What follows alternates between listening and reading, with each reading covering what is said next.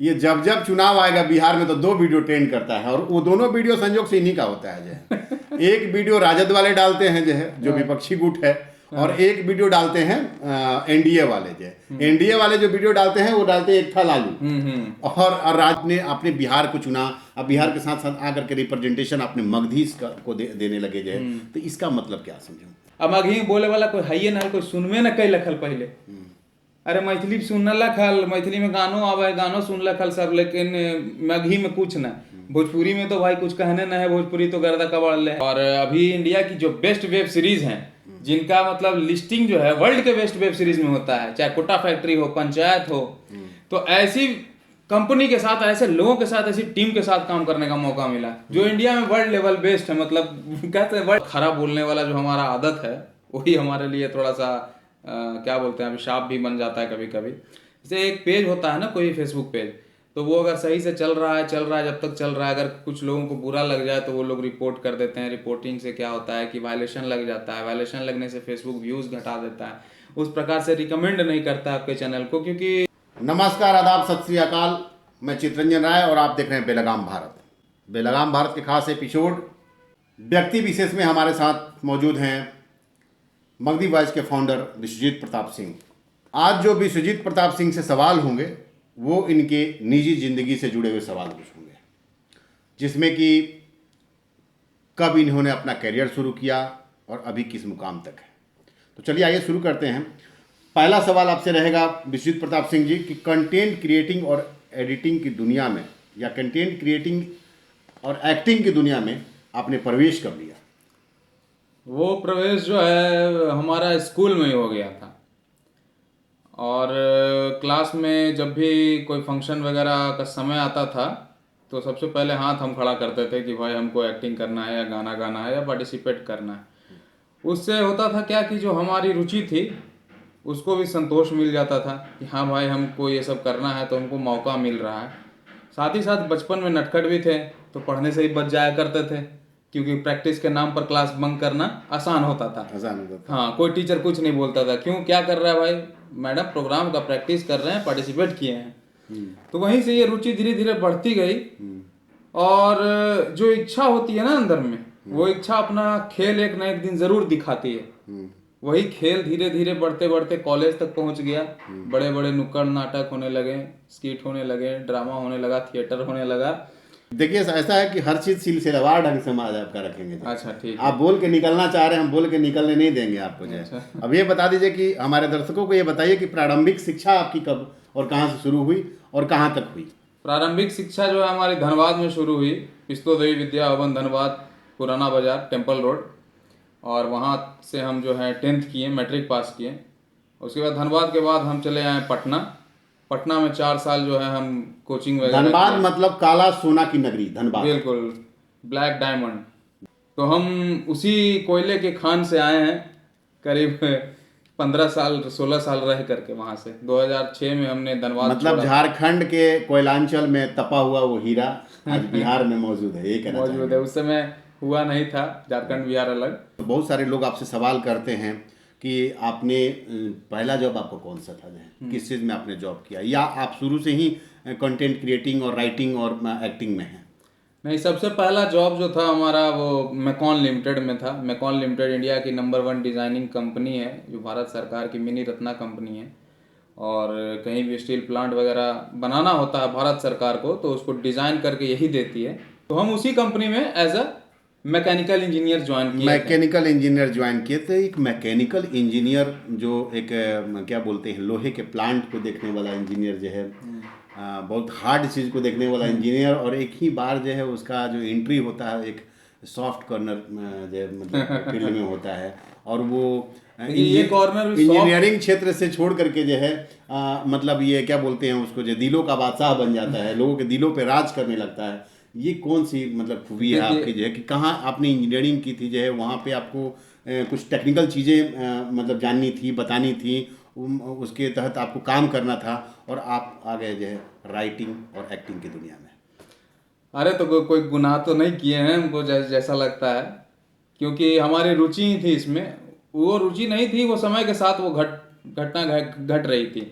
अब कहा जाता है कि गो विद द फ्लो, तो हमें बहाव, हमारी ज़िंदगी के बहाव, हमारा समय का बहाव जहाँ बहा के ले जा रहा था हम जा रहे थे, लेकिन हमें पता था कि हमें कोशिश करते रहनी है कि इस बहाव को चीर कर हम उस दिशा की ओर बढ़ जाएं जिस दिशा की ओर हमारी मंजिल है। जब गो विद फ्लो का आपने बात किया तो मैं अक्सर देखता हूं कि बिहार में जब चुनाव आते हैं आपके दो वीडियो ट्रेंड करते हैं जो आप कहते हैं गो विद फ्लो, मतलब कहते हैं ना कि लोग कहते हैं कि ना पक्ष का ना विपक्ष का, आप सुन लीजिए इनका क्या है कहानी। ये जब जब चुनाव आएगा बिहार में तो दो वीडियो ट्रेंड करता है, और वो दोनों वीडियो संयोग से इन्हीं का होता है जो एक वीडियो राजद वाले डालते हैं जो विपक्षी गुट है, और एक वीडियो डालते हैं एनडीए वाले एनडीए वाले जो वीडियो डालते हैं वो डालते हैं एक था लालू, और राजद वाले डालते हैं जवाब दो नीतीश कुमार। तो ये क्या चक्कर है भाई? सोचना चाहिए, उनको खुद सोचना चाहिए ना कि दोनों में खोट है, दोनों के दोनों जो है किसी प्रकार से मतलब सही से काम नहीं कर रहे हैं, दोनों पर सवाल उठाया जा रहा है, दोनों पर प्रश्न चिन्हों की बौछार है। तो ये तो उनको सोचना है ना। और इससे क्या होगा, कम से कम हमारे बारे में लोग अंदाजा लगा लें कि हमारा किसी से पर्सनल या जाति दुश्मनी नहीं है, और हम किसी प्रकार के जाति से ग्रसित मानसिकता से पीड़ित नहीं है, और इसलिए हम किसी नेता को या किसी पक्ष को टारगेट नहीं कर रहे हैं। इसलिए कर रहे हैं क्योंकि बिहार के उन मुद्दों को उठाना बहुत आवश्यक है, इसीलिए। बिल्कुल। एक विश्वजीत प्रताप सिंह जो कि इंजीनियरिंग से अपनी पढ़ाई कंप्लीट करता है, जो इंजीनियरिंग में एक अच्छी कंपनी में कौन में जॉब करता है, और जॉब करने के बाद उसका दिल वहाँ पे नहीं लगता है तो वो दिल लगाने माया नगरी मुंबई में चला जाता है। तो माया नगरी मुंबई में जाने के बाद फिर माया नगरी मुंबई से वापसी का मतलब क्या बना जाए, क्योंकि आज के तारीख में युवा जो है माया नगरी मुंबई को ज़्यादा मतलब तवज्जो देते हैं, माया नगरी मुंबई में ज़्यादा जाना पसंद करते हैं। वहीं विश्वजीत प्रताप सिंह माया नगरी मुंबई से रिटर्न हो गए, मतलब रिटर्न टू मुंबई कह सकते हैं, कहते हैं ना कि रिटर्न दिल्ली रिटर्न हवे जो है, तो भोजपुरी में तनिसन बता देता नहीं जे तो ये मुंबई रिटर्न हवे जे, माया नगरी रिटर्न हवे जे, का बोल रहे हैं वैसन बात। तो माया के जो प्रभाव है ना चितरंजन जी, मगी में तनिसन बता दूं, माया के जो प्रभाव है वो भगवान के जो भक्त हो ओकरा पर न चला है। अच्छा, तो कितनो बड़का माया नगरी रहे मुंबई, माया टूट गए। माया कैसे टूट गए? कोरोना में माया टूट गए। बढ़िया बढ़िया आदमी के जो माया हले ना, भरम जो हले कोरोना में टूट गए। तो हमरो टूट गए कि का मुंबई रे, का बसंतपुर, का बिहार रे, कोरोना में सबके तो एक हाल हो हैं, सब तो एक थैली के चट्टा बट्टा हो गए।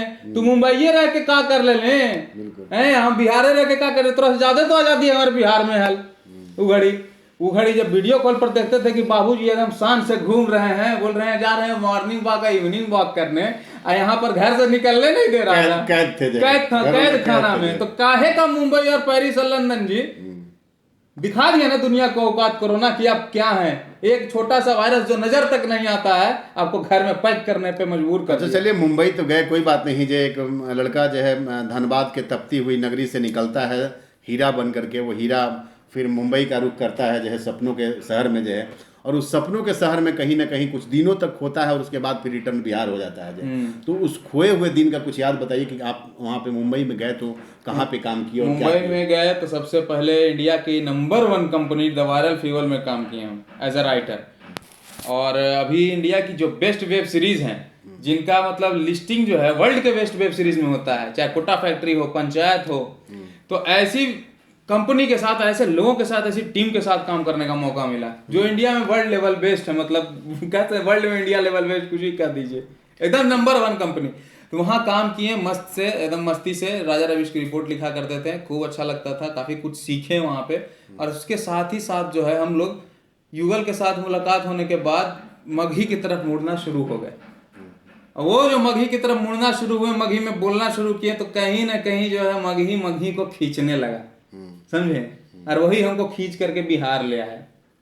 तो मतलब वहाँ वहीं पे युगल की एंट्री वहीं पे हुई? हाँ, युगल की एंट्री वहीं हुई है, मुंबई में ही, आरबीसीजी में वो असिस्टेंट डायरेक्टर था। मतलब कहीं ना कहीं टोचन का काम किया युगल जो है कि जा करके आपको टोचन करके लेके चला आया बिहार से। वो आया 19 में, 19 में आता है वो बिहार से, अब 20 में हमको टोचन करके ले आता है बिहार।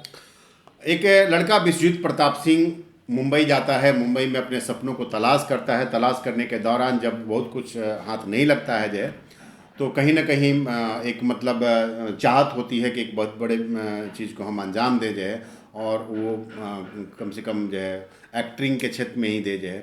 तो वो लड़का मुंबई छोड़ देता है और बिहार आ जाता है जो है। तो बिहार में आने के बाद आपको कब पता चला जो है कि विश्वजीत प्रताप सिंह अब विश्वजीत प्रताप सिंह नहीं रहा, मगधी बॉयज बन गया? वो तब पता चलने लगा जब चलते चलते रोड पर हमें लोग रोकने लगे। हम हेलमेट लगाए हुए हैं फिर भी लोग पहचानने कैसा लगे। अनुभव होता था उस समय आपको जो है, जब जब लोग कहीं रोकते थे जो है? तो वही लगता था। लोग आपको विश्वजीत प्रताप सिंह कहते थे कि मगधी बॉयज कहते थे जो है? मगधी बॉयज ही कहते थे, नाम हमारा कम ही जानते थे कि विश्वजीत प्रताप सिंह नाम है। मगधी बॉयज के नाम से ही लोग आज भी जानते बहुत हैं। दिनों तक एक चीज और मैं बता देता हूँ जो है, जातिगत तरीके से तो मैं इस बात को नहीं कहना चाहता हूँ, लेकिन बहुत दिनों तक बहुत लोगों को कन्फ्यूजन होता था कि लोग कहते थे कि कभी कोई कहता था भूमिहार हैं, कभी कोई कहता था कि जो है राजपूत हैं, कभी कोई कह देता था कि नहीं यादव हैं। तो इस तरह का मतलब कन्फ्यूजन लोगों के बीच में रहता था जो है। हाँ, तो हम तो चाहते थे कि भाई कंफ्यूज रहो, कम से कम इसी हिसाब से सब कोई हमको देखोगे ना जी। हम तो चाहते हैं हर वर्ग हर समुदाय हमको सुने, हमको देखे, हमको सराहे और हमको बताए कि हम कहाँ गलत हैं, हम उसको सही करेंगे। हम तो यही चाहते हैं। आप अगर आप ये चाहते हैं तो कभी कभी आपके विवादित पोस्ट जो है लोगों को बेचैन कर देते हैं जो है। तो वो विवादित जब आप चाहते हैं कि कोई जातिगत और कोई लोकेलिटी की भावना नहीं आए, तो आप मगधी बॉयज लेके आए हैं जो, और मगधी बॉयज में रिप्रेजेंट जो करते हैं आप जो है, खास करके एक लोकल लैंग्वेज को रिप्रेजेंट करते हैं जो है। जबकि आप बिहार से आते हैं और मुझे जहां तक जानकारी है कि बिहारी नंबर 1 की शुरुआत में भी आप बिहारी नंबर 1 में भी आपने काम किया है, तो बिहारी नंबर 1 से मगधी बॉयज तक का सफर जो है आप तय करते हैं। तो एक बड़े प्लेटफॉर्म, मतलब एक आपने बिहार को चुना, अब बिहार के साथ साथ आकर के रिप्रेजेंटेशन आपने मगधी को देने लगे जो है। तो इसका मतलब क्या समझूं? तो देखिए, सबसे पहले बिहारी नंबर 1 जो चैनल था ना, तो उस पे हम लोग बिहार की कहानियां रखते थे, लेकिन इस प्रकार से रखते थे ना कि वो हिंदी में हो और बाहर के लोगों तक जाए। हमारी सभ्यता संस्कृति की महक उसमें से उतनी नहीं आती थी जितनी मगधी बॉयज में से आने लगी, कारण कि हमने अपने लोकल लैंग्वेज, अपनी जड़ को चुना, टच किया। अब मगही बोले वाला कोई है ना, कोई सुनवे न कई लखल पहले। अरे मैथिली सुनने लखल, मैथिली में गानों आवे, गानों सुन लखल सब, लेकिन मगही में कुछ न। भोजपुरी में तो भाई कुछ कहने न है, भोजपुरी तो गर्दा कबाड़ ले है। मगही कोई जानवे न करे हल कि मगही कोई भाषा होवे है। हाँ, खैर ये आप लोग भी मानेंगे कि जब से विश्वजीत प्रताप सिंह और युगल किशोर भारती की टीम जो मगधी बॉयज के रूप में जानी जाती है और उन्होंने मगधी के लिए आवाज उठाया, तो लोग मगध क्षेत्र को और मगधी भाषा को जो जान पाए। पूरे कोरोना काल के बाद जो है मगधी बॉयज का एक क्रेज जो है बिहार में अलग था, जो मगधी बॉयज को देखने वाले लोग बहुत अधिक थे जो है, बहुत पसंद करते थे जो है। ऐसा क्या हुआ कि वर्तमान समय में मगधी बॉयज की लोकप्रियता जो है थोड़ी सी कम होती दिखाई दे रही है जो है, और अभी बाकी सारे जो कुछ चैनल्स अभी आए हैं, कुछ क्रिएटर्स आए हैं, उनको यूट्यूबर्स भी बोल सकते हैं जो है, तो मैक्सिमम मतलब ऐसा लगता है कि जिसपे जो आवाज़ इसकी तेज हो, मतलब उसमें चाहे आपका डेटा लेस हो या कुछ भी हो, उसका व्यू ज़्यादा जाता है। लेकिन मगधी बॉयज जो कि डिसेंट तरीके से अपनी आवाज़ को रखता है, उसके व्यूअर्स में जो है कमी आई है।